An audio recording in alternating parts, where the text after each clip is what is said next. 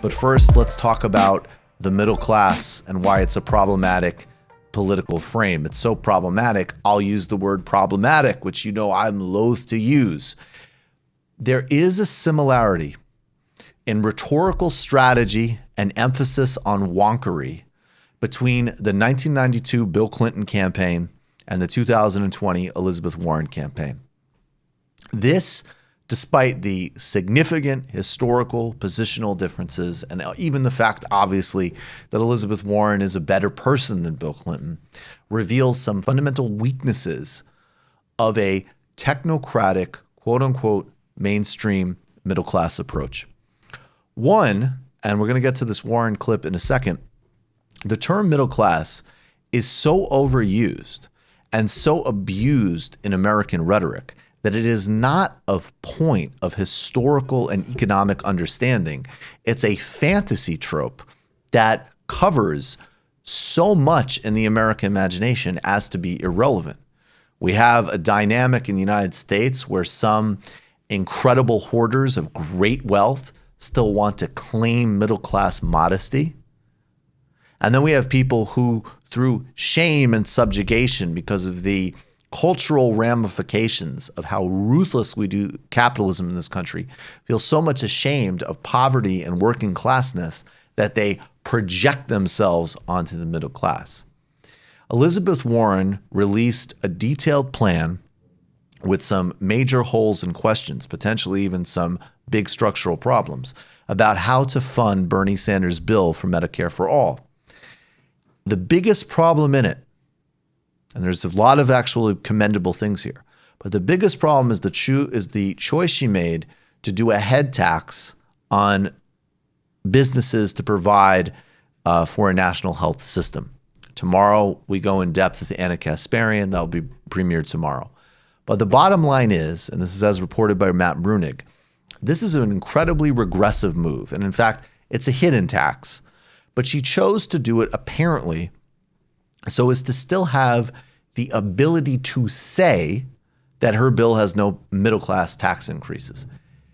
This, first of all, is an increase in terms of reality and overall cost. And it also feeds on some of her core weaknesses.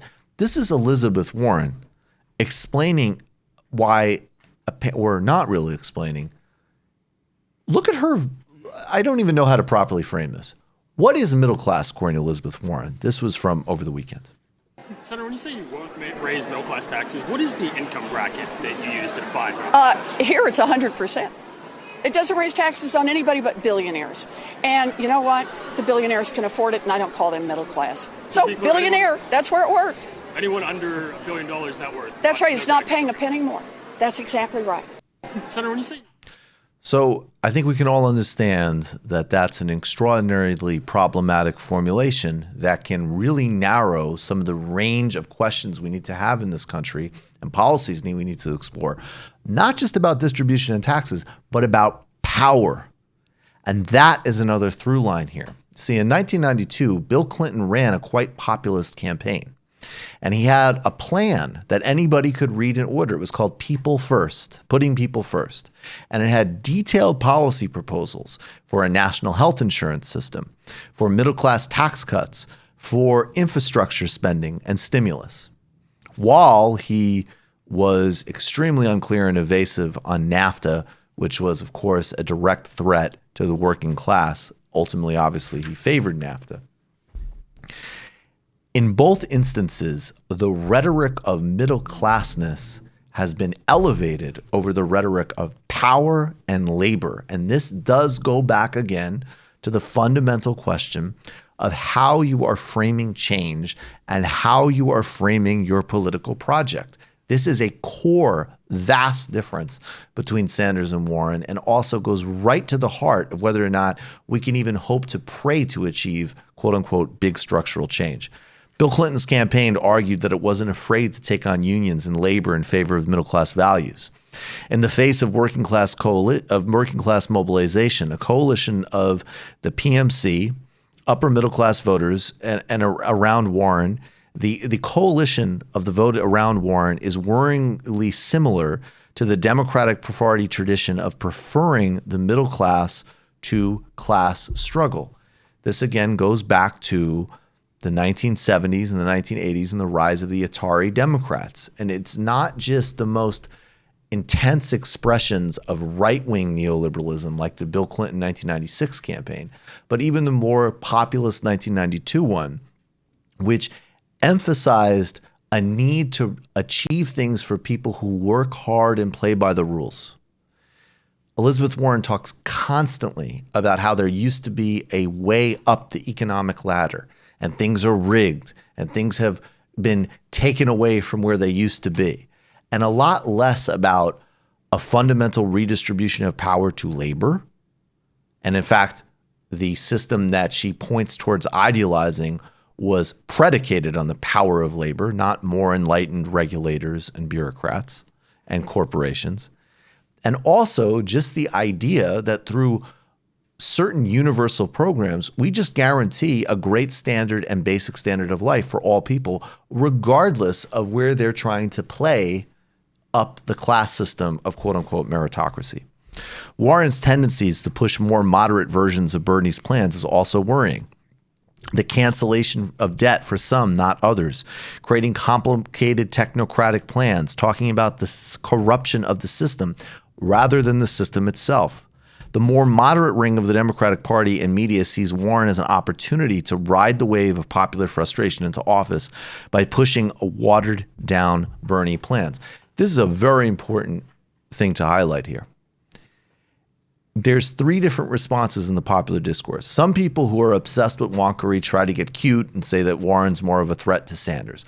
We can easily put that argument aside. That's obvious from anybody who has any kind of understanding about politics or how power works. But the second thing that's interesting is that, yes, there are some oligarchs like the billionaire baby who is crying about Warren's, modest wealth tax the other day on CNBC. There are a lot of people in the American oligarchy who are so delusional and bratty that any response to them that involves anything of substance, they're going to have a meltdown and cry about, including some of Warren's solid, modest reforms. There is another tendency of people in the oligarch class, and there's reporting on this as well. There were several articles that came out in the summer of people who recognize, and if you've been reading the editorial page of the Financial Times for a while, the smart part of these classes that recognize, look, things are really fucking bad, and we need to ease up the pressure, but we do not want to concede anything fundamental in terms of power relations. They're going to be extremely intrigued by the Warren campaign. Look at the George Soroses of the world. The climate is different in 2019 than 1992. But Warren, for an example, stretching the concept to include anyone who is less than a billionaire is laughable. This kind of muddling is dangerous. Yes, billionaires are odious, but people with hundreds of millions of dollars are just as damaging and need to be understood in the structural context of capital as well. We need a movement. Bill Clinton, who ran a campaign to the right of Warren, learned very quickly in office that there are plenty of structural constraints on American democracy.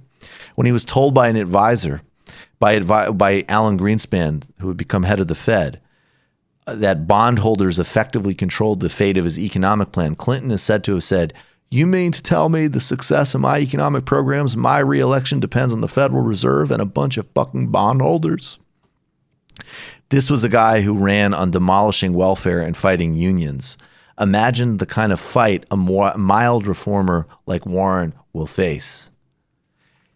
It is not just a quote unquote idealist option to understand that you need to take on the fundamental building blocks of power and have a movement to do it. It is literally a necessity because it is the only way and the only prayer of countervailing that power, which is why we need a politics of class, a politics that is unafraid of talking about labor, of power, and also clearly delineates poverty and not just the magical escape hatch of middle classness, which is rapidly becoming a thing of the past anyways after 40 years of globalization. Do you guys have anything to add to that? I mean, I would just, double down on that last point that you made, that, whenever left-wing governments come into power, even mild ones, they face massive structural constraints. And especially in the United States, our system is meant to water down any kind of transformative politics. So if you're already coming in there from a weaker half position, what's going to come out on the other end is not going to really represent the ideals that you try to triangulate from in the first place.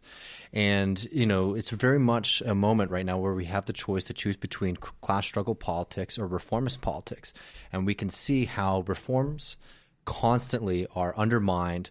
Even look at, the CFPB, right, which was a huge achievement of Warren. Now under Trump, it's been very much gutted. And it's very, very weak.